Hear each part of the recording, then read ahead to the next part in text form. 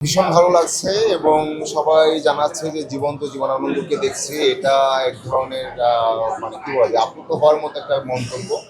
এবং আমার চেষ্টা ছিল যেন চরিত্রটাকে আসলে যতটুকু করতে পারি সেই চেষ্টাটা ছিল। কতটুকু হলো সেটা দর্শক দেখছে এবং বলছে।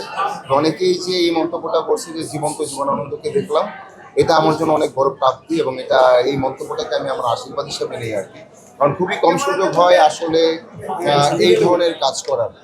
খুবই আহ, সুযোগ কম আসে যে খুবই ভিন্ন মাত্রার কোনো স্ক্রিপ্ট, ভিন্ন মাত্রার কোনো চরিত্র বা এটা ভিন্ন মাত্রার চরিত্র কোন দিক থেকে, বিশেষ করে এটা লুক ওয়াইজ আমাকে অনেকটা চেঞ্জ হতে হলো। কেউ কেউ বলছিল যে আমরা চিনতে পারি নাই যে এটা বাসার।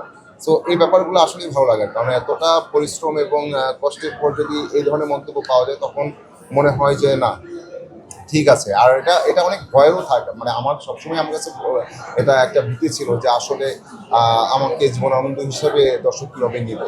তো সেই জায়গাটায় আমার মনে হচ্ছে যে অনেকটাই স্বস্তি পাচ্ছি, কারণ অনেকেই বলছেন জীবন্ত Jibanananda.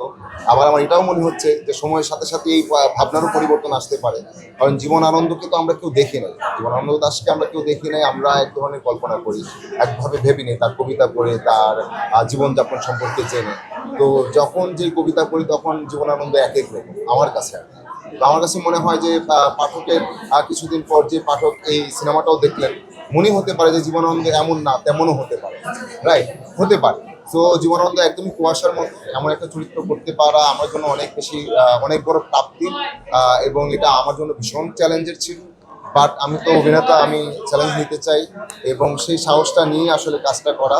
But seriously cinema release হওয়ার আগ পর্যন্ত খুবই ভয়ে ছিলাম যে আসলে কিভাবে এই জীবনানন্দকে আমরা গ্রহণ করব। বাট আলহামদুলিল্লাহ বেশ ভালো।